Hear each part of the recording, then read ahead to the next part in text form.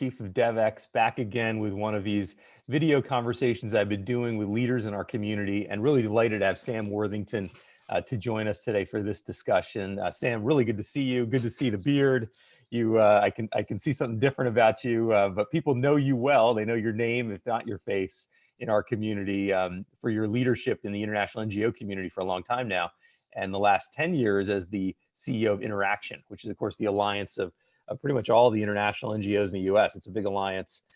You're very much kind of have your finger on the pulse of what international NGOs are going through, what they're feeling.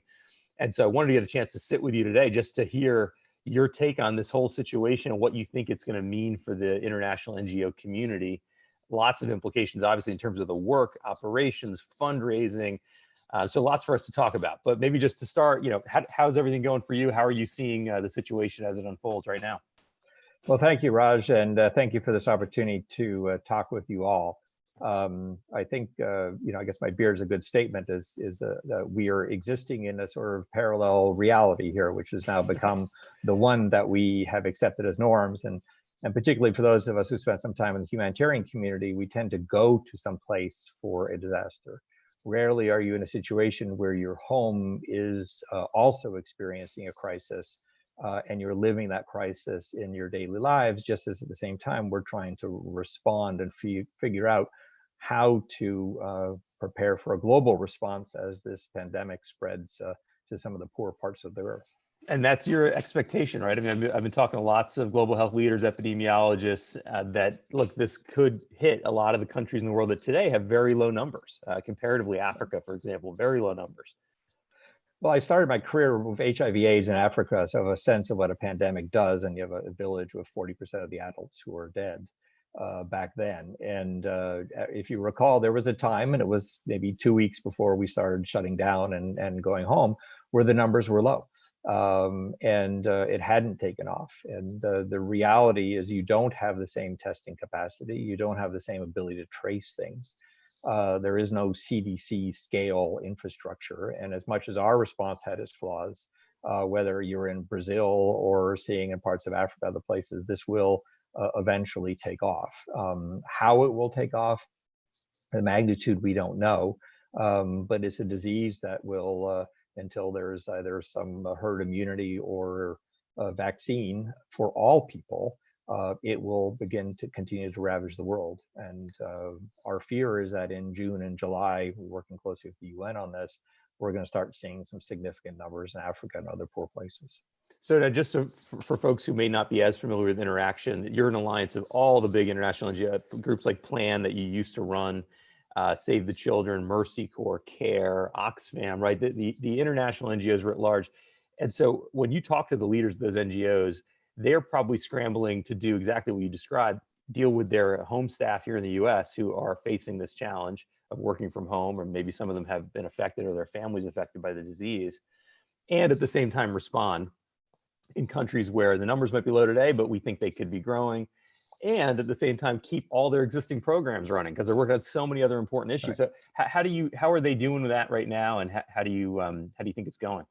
Well, I think, a sense of overwhelmed in some ways, but they're being pulled in multiple different directions. If you have a large, say, education program or microfinance program operating in the world, and your staff are in a country with some form of lockdown, how do you deliver? Your ability to function on regular programs is significantly harmed. At the same time, you have this question of access. If you can't move to field programs, and you're stuck in the capital, how do you visit the communities within which you're operating? And then you put the overlay of COVID on top of this. And as COVID comes in and the disease spreads and has a greater impact, you have to think of this as sort of multiple waves of different impacts at the same time. So we tend to think of the disease and then move to the economic. But if you need to step back and look at the broad socioeconomic impact of this, individuals in slums can't get access to the resources they need to survive the next day. You begin to have an increase of hunger and the anger that causes in urban environments. You end up having governments continuing to crack down on civic groups and trying to exert control over society. All of this is happening in different degrees in different contexts. And the NGOs, which are deeply embedded around the world, we figure there's a good 130,000 staff operating in these different contexts, are trying to prepare and at the same time deliver programs.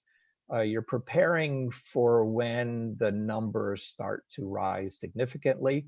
The health NGOs have significant experience in working with Ebola. Others are setting up to help the government, or where there isn't a government infrastructure, to have their own.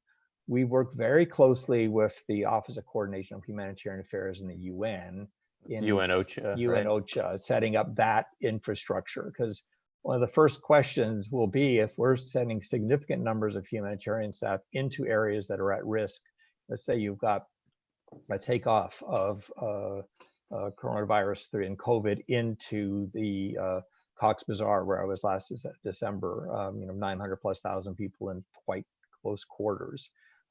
Sending staff in there and your staff member gets sick, where do they go? So we've been working with the UN to set up field hospitals around the world, 7 different field hospitals, for the ability of aid workers to retreat when they're at risk. And then lots of debates. Are those set up? I'm just curious. 2 of them are underway in Africa. So we've got approvals to move 2 of them. They're sort of Norwegian facilities. WFP, the World Food Program, is setting these up. And then you have the question of logistics. So the ability to get in and out of the DRC today, you can't do that on a commercial flight. You're going to need to do it through a UN flight out of Geneva or some other place. So this ability to move people, the ability to move logistics, the ability to have your staff treated if they're sick, and then this agreement with governments on access for health workers and humanitarian workers. There aren't this, I was mentioning, ability to move to a place where there's need. You need a government that will enable you to have a convoy or individuals move into an area where there's an outbreak. All of this is being negotiated at this point in time before there is the significant takeoff of the disease in the global south. Right. I was talking to Jan Egeland on one of these video interviews recently, and he was describing an air bridge that the UN was trying to set up. Obviously, he's the Secretary General of the Norwegian Refugee Council and was the head of UN-OCHA. So there's a lot of activities happening in the background here to create that access. It's got to be tough, right? I mean, there's a tough challenge between deciding whether aid workers should just stay home and shelter in place, or it's time to kind of get out and get to the field and do the job they do. Of course, aid workers take risks all the time, but how do you weigh this? As you advise some of your members about when to think about deploying people, who to deploy, who's really essential.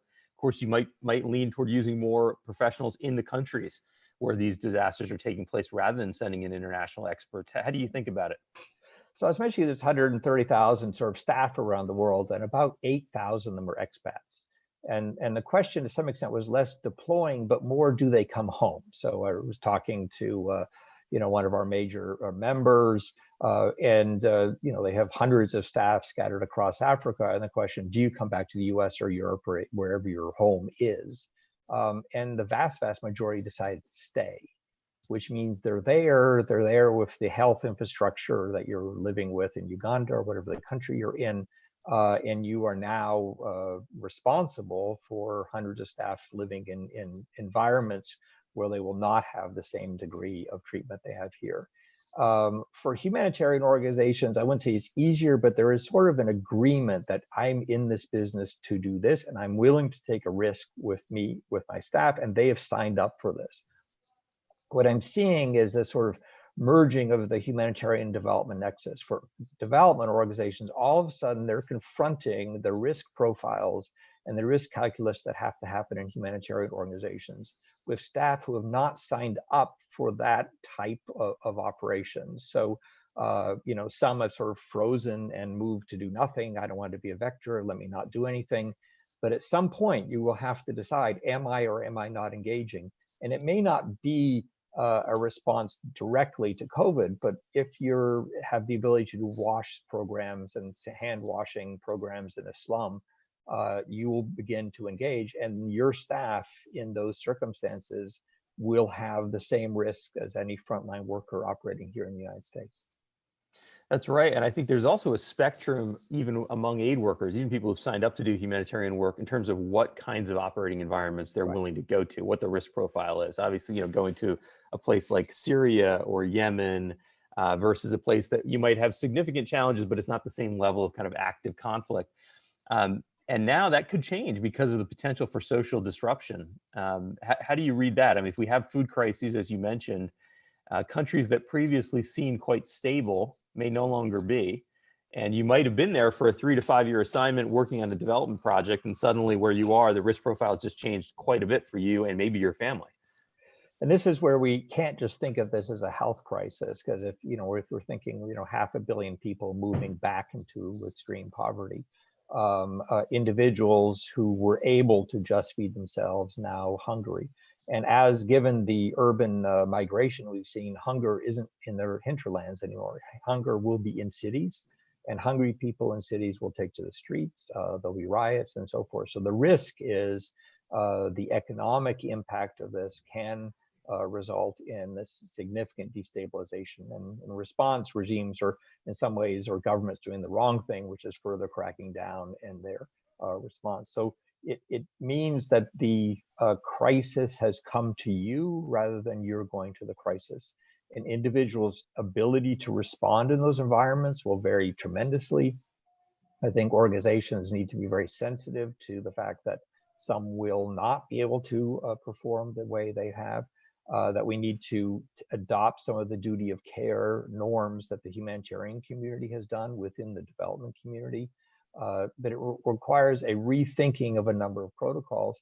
And this really also impacts the donors, because we've worked in an environment where donors, you deliver and they're supposed to be results and so forth. At this point in time, the result that we're looking for is the maintaining of the capacity of the NGO sector and not dismantling it because your programs can't be implemented, or you're preparing for a greater engagement. So we need much more flexibility from all donors in their willingness to help work with the NGOs as they adapt. Are we getting that? Do you see the donors moving at this point to be flexible? Yes, I'd praise AID on this. I'd praise the philanthropic sector, particularly moving in this direction. I think one of the challenges behind this is the backbone of the US NGO community has always been the person giving $100. 24% of the $15.4 billion going through InterAction members is US government. The rest is a whole mixture of other types of resources. And as small donors pull back, and we saw this in 2008-9, and I'd counted over 10,000 staff lost, NGO staff lost during that downturn. As those donors pull back and give less, that is the most flexible resources that NGOs have. Yep. So they'll become increasingly dependent on UN, US government, EU, other monies. And we need the flexibility of those resources to ensure that they can respond effectively. Yeah, I mean, just to put a pin on that, essentially NGOs are dealing with a lot of restrictions in the money that they take, right? And the way it has to be spent for certain programs, certain geographies, whereas lots of individuals, when they give $25, they write a relatively small check. It's an open check that the NGO can use it for whatever they need it for.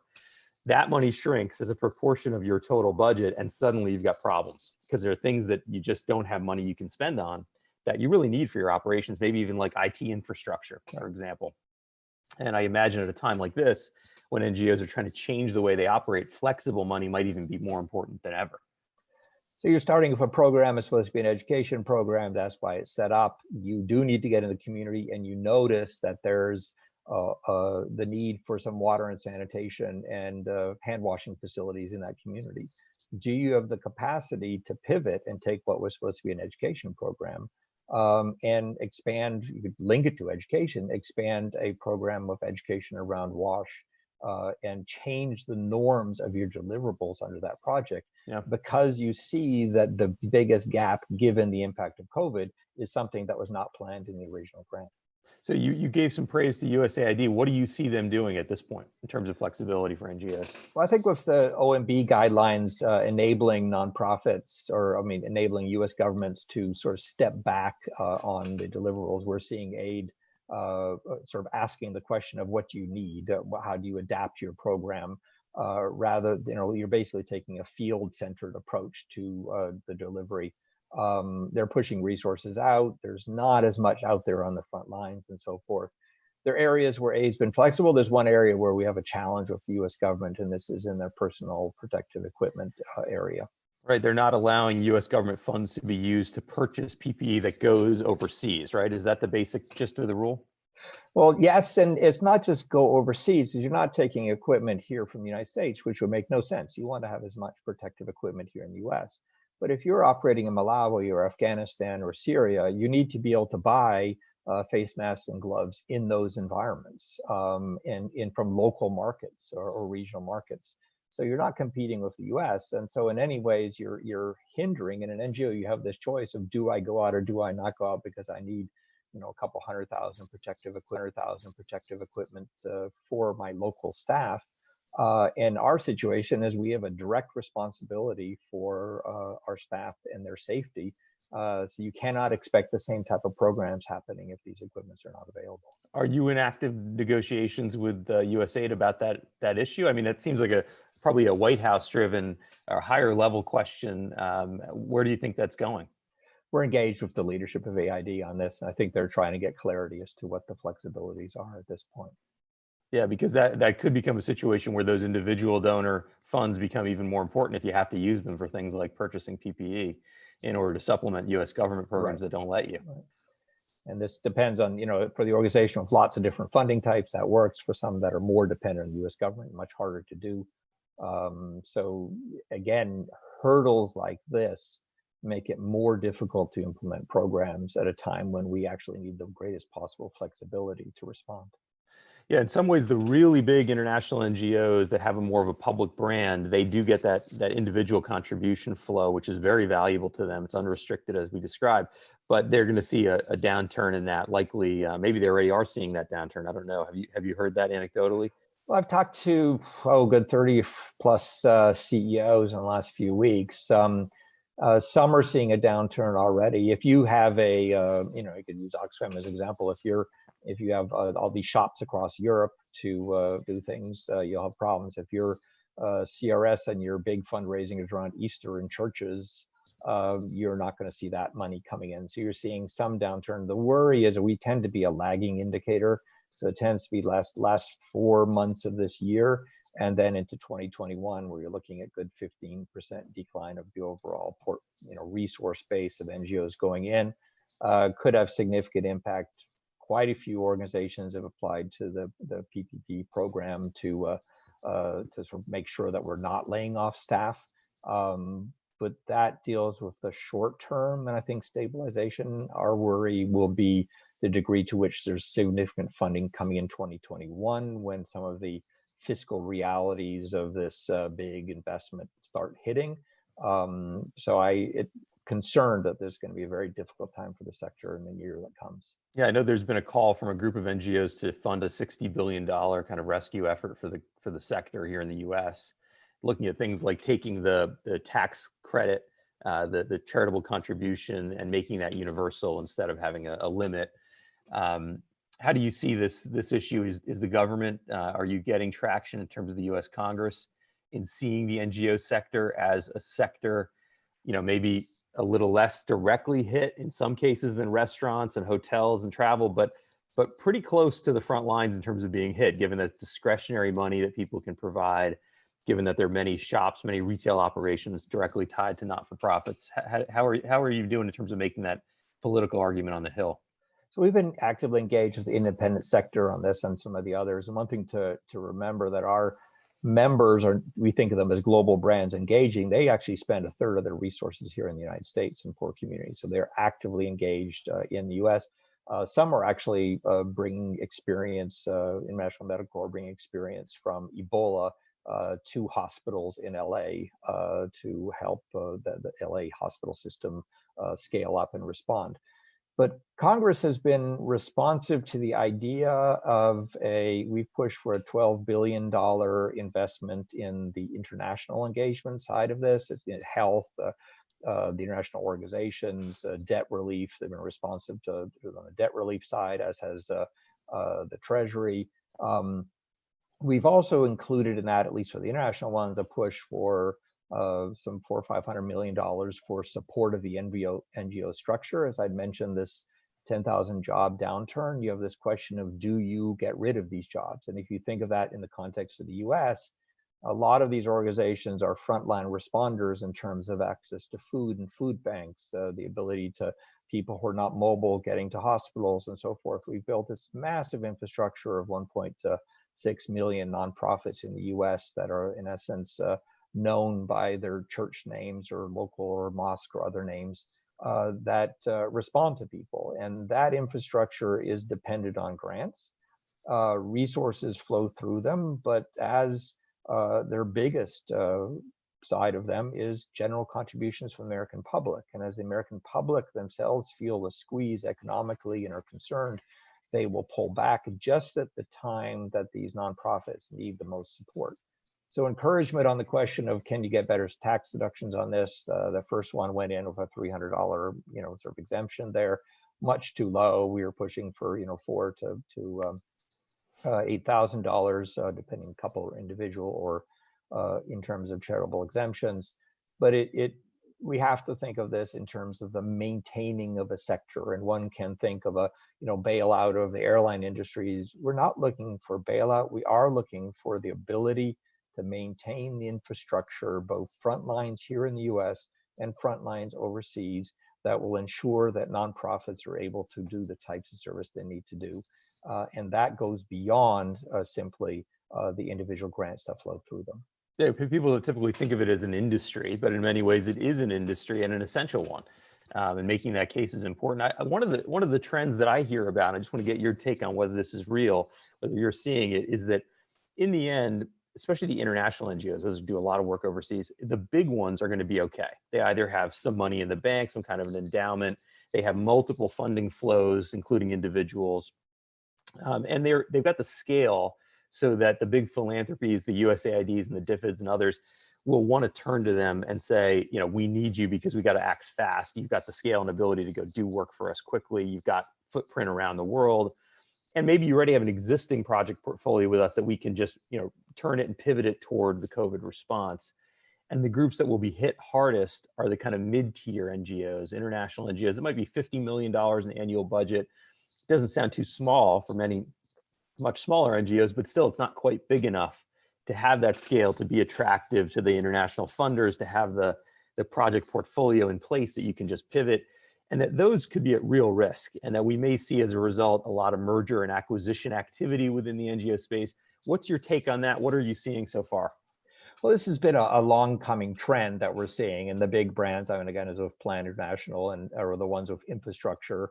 Your $1 billion entity operating in 70 countries, your infrastructure is entirely local. I think one of the challenges that the mid-sized ones and others face, and this is accelerating with COVID, is the localization of the response, is that the ability to respond is dependent on your local infrastructure.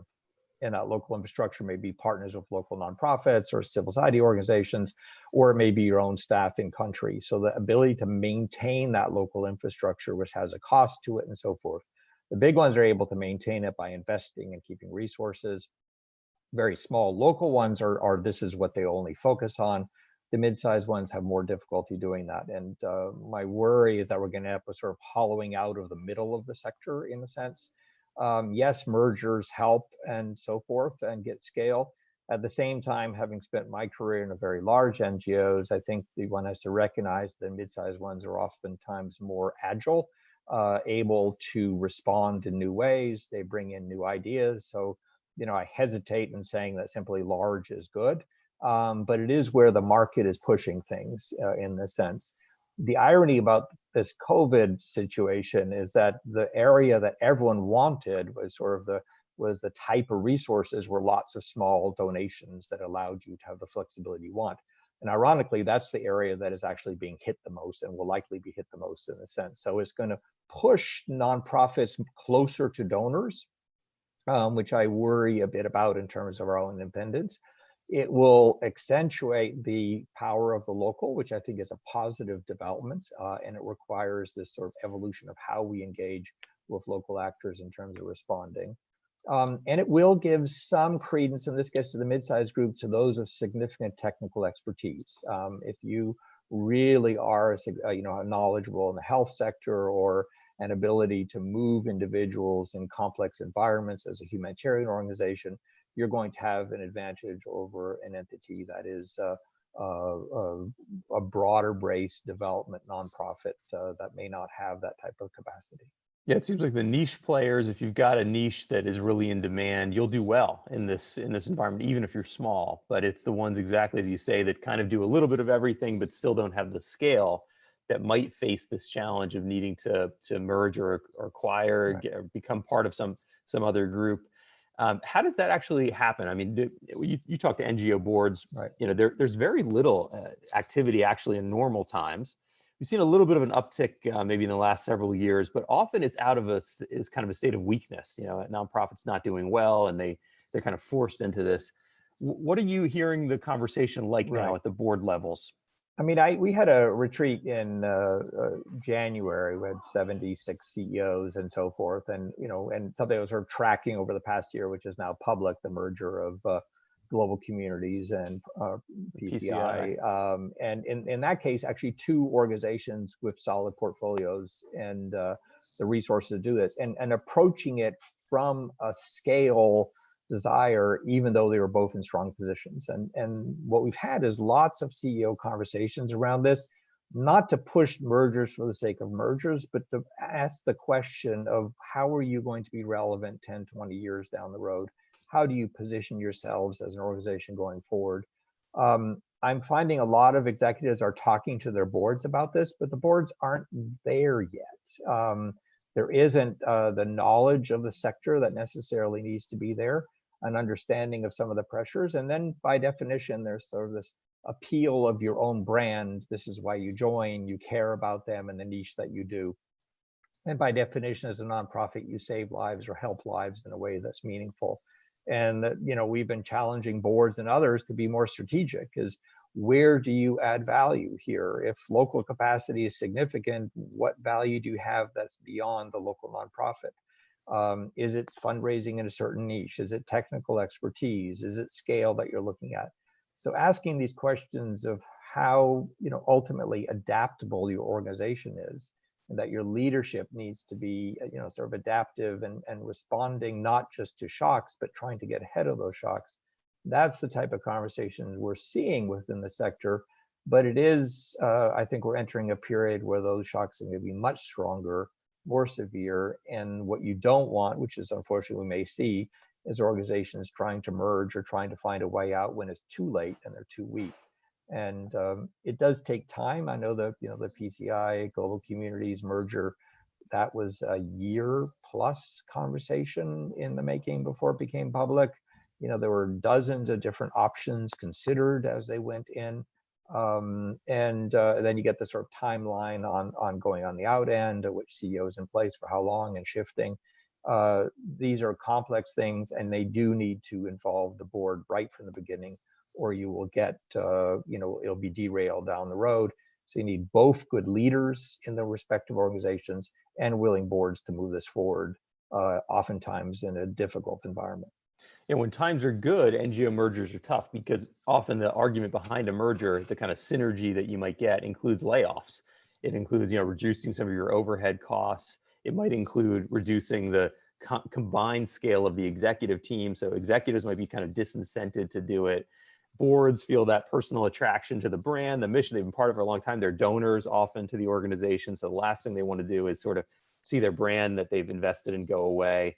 So you're right, it's tough in normal times, but then you get to a situation like this, and boy, we might see nonprofits going out of business, right? In numbers that we haven't seen before. If you look at the charts versus 2008, 2009, the Great Recession, I mean, this looks like it could be far worse from an economic standpoint here in the US. Are you expecting that we will see a number of casualties in the NGO sector?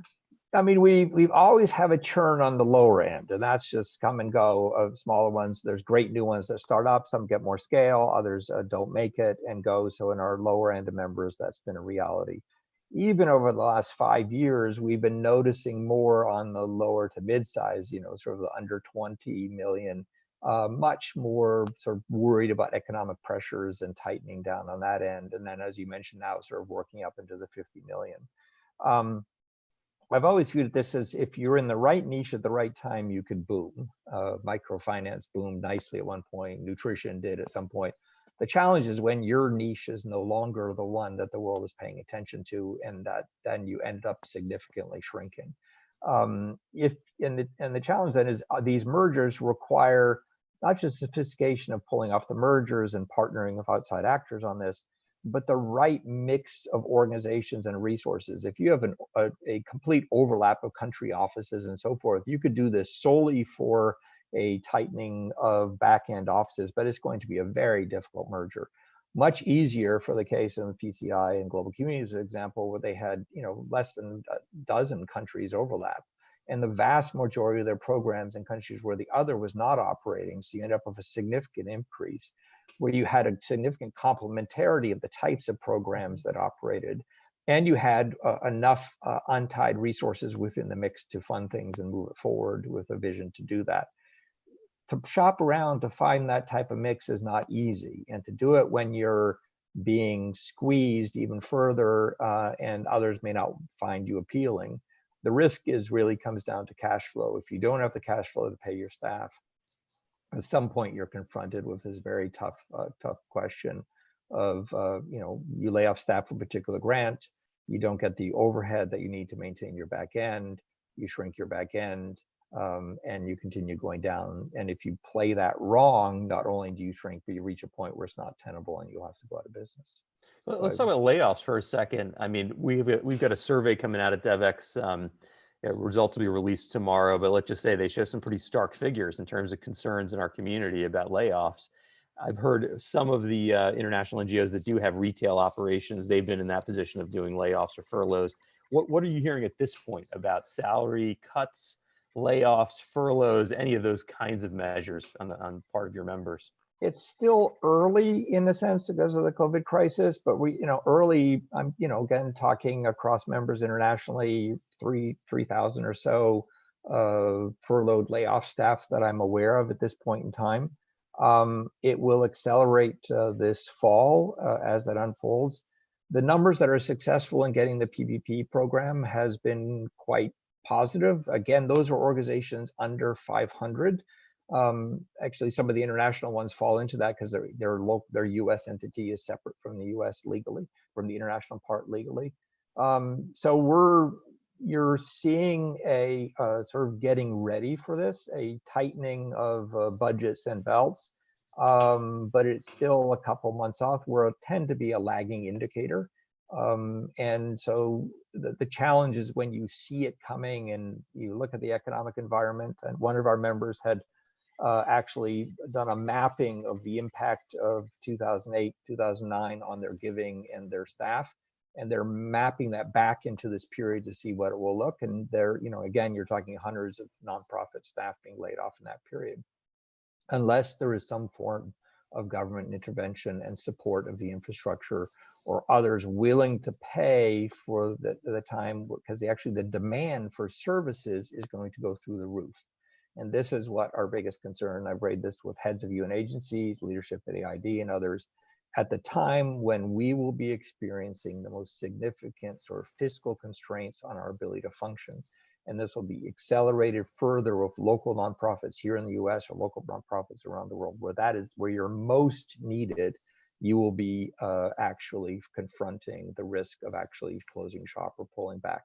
And this is where we need a partnership with the US, UN, or other actors to step in and ensure this infrastructure stays in place. What's your advice, if any, to people working in the nonprofit sector, international NGOs? I'm thinking especially with some of the younger people beginning earlier in their careers, maybe they're most vulnerable to layoffs. I mean, this is a tough moment because you'd imagine if it hits the sector, it's going to kind of hit much of the sector at the same time. So you get laid off and it's not obvious what the next step is. How do you think about this? I don't know, maybe drawing on what you saw during 08 and 09. I mean, the way, personalize it, I have 3 kids, all in their, 20s, 30s, all couples. 2 out of 3 were laid off, during 1 week. One in the nonprofit sector, another one in the Broadway theater sector. I think our challenge for younger professionals is what you described of layoffs and not knowing what is next or what sector is safe is going to be work in general. It will be across all sectors, and we are in this mix. We're in some ways a little more stable in the sense that your partnership with governments and others is well-founded and deep. So the sector will still be here. There'll still be significant resources flowing through it. In some ways, you're getting, a willingness of organizations to cut salaries over a certain amount. They're doing what they can to maintain the sector. It's not as safe as it perhaps would have been, but it will be in many ways safer than perhaps other sectors you might go into. But this is a reality, an economic reality that I think we have to deal with. And it raises the question for the nation state, in this case, the US government, to what extent do you want to maintain these infrastructures? Or what extent are they a public good that you need in the United States or overseas? And if they are a public good, that is for the good of us, because as the disease spreads around the world, no wall or barrier or ban of flights, it's going to come back at us. It's a global pandemic, and that global part of it means that unless we deal with it everywhere, we will still be confronting it for years to come here in the United States. And that means investing in types of infrastructure that can combat it as early and as long as possible. That message, resonates a lot with our community. I'm hearing a lot of it internally, let's say, in the development community, but not a lot of it externally. I mean, it seems like the narrative is still very local, your community, your state, your city level, and of course, nationally. We got Debbie Birx in this incredibly powerful role, and she obviously knows better than anybody how important it is to have strong health systems everywhere in the world. What are you thinking in terms of the leadership that's required to get the world to pick up the message you just laid out there, that this is global, that we do have to care about it everywhere? Because it doesn't quite yet feel, to me at least, that narrative is being picked up. And our challenge is we have to say 2 things. It's global, but it is fundamentally local. So it starts where you are. It starts with your community. It starts with your ability to go outside and put a mask on and how safe you are and buying your groceries and so forth, or going back to work or not going back to work. It starts with the local. But over time, your safety at that local level will depend on the degree to which we deal with other locals in other countries around the world. It's global in the sense that it's linking all these local experiences around the world. And if it's a focus of our community versus some other community, and we will survive and they will not survive, or we have done good and they have done bad, that creates a dynamic where you're not recognizing or supporting the idea that you have to deal with this all together. So the leadership is about, yes, being local and recognizing that local, but taking the next step, and particularly as it shifts away from us, as we flatten the curve here and move to an environment where you're seeing a takeoff in other countries around the world. If we forget for a moment that takeoff of the disease in other countries is going to not impact us locally again this fall or next year, we've taken our eye off the ball. So yes, start local, but remember that the solution is beyond us and requires other countries, and particularly in the world's poorest places, and attention to their needs. I just want to shout out and recognize people who are submitting questions. I've been trying to weave them into our discussion. There is one I want to get to that requires me to jump a little bit, and that is around the mid-sized NGOs we were talking about, and kind of the challenges they may face. One of the things we've heard is that USAID is waiving some of the small business set-asides.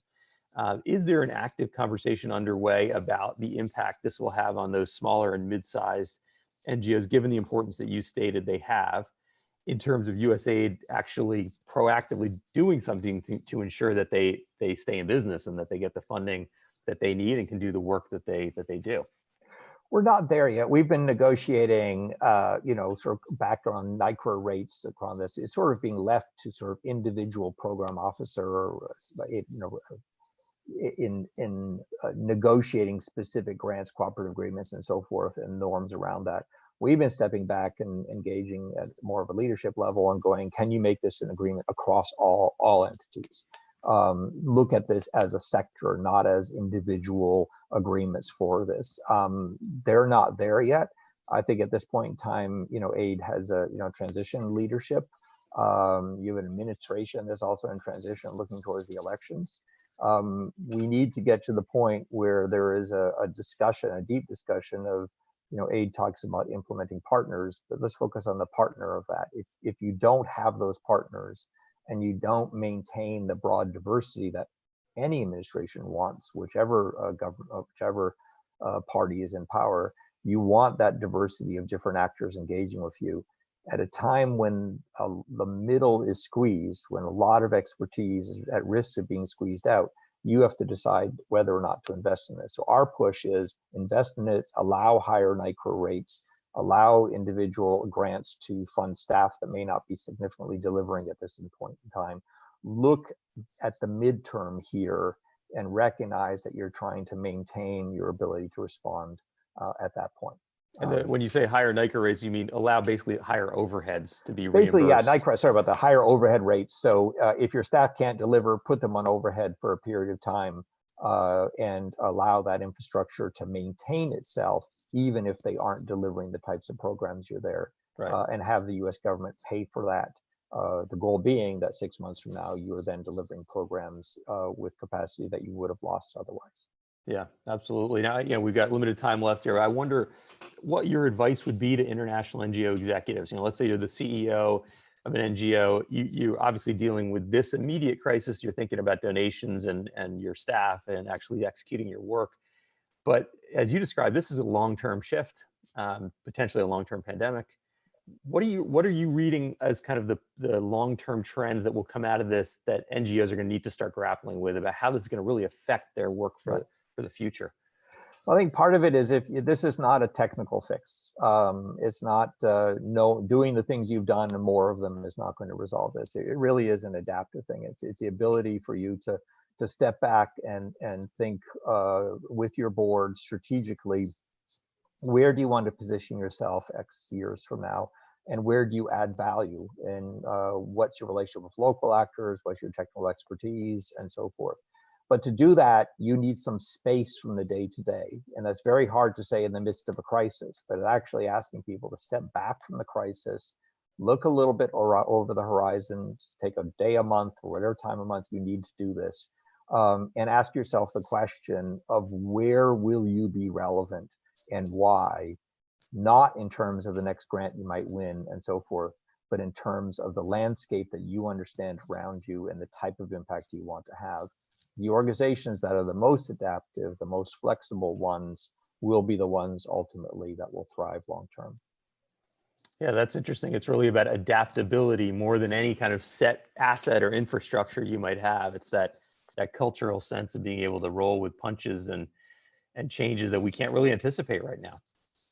Which is hard to do because the punches are going to be tough and our instincts are to pull back and deal with the crisis in front of us. But one thing that we've learned in any crisis management, yes, deal with the crisis, the systems around us, but have your eye on the horizon of where will you be 2 years from now. At this point in time, I think a lot of executives don't know exactly what that will look like. They do know that it will depend a lot on the nature of their partnership with donors. Well, this has been a fascinating discussion. I know you provide a lot of really valuable insights from the unique perch that you've got, Sam, as the CEO of InterAction. Thank you for all the great work that you and your colleagues are doing from all over now, probably the InterAction team. I know the community really appreciates it. And thank you for taking time to be with us today. Well, thank you, Raj, and thank you for the chance to talk with you all. Appreciate it.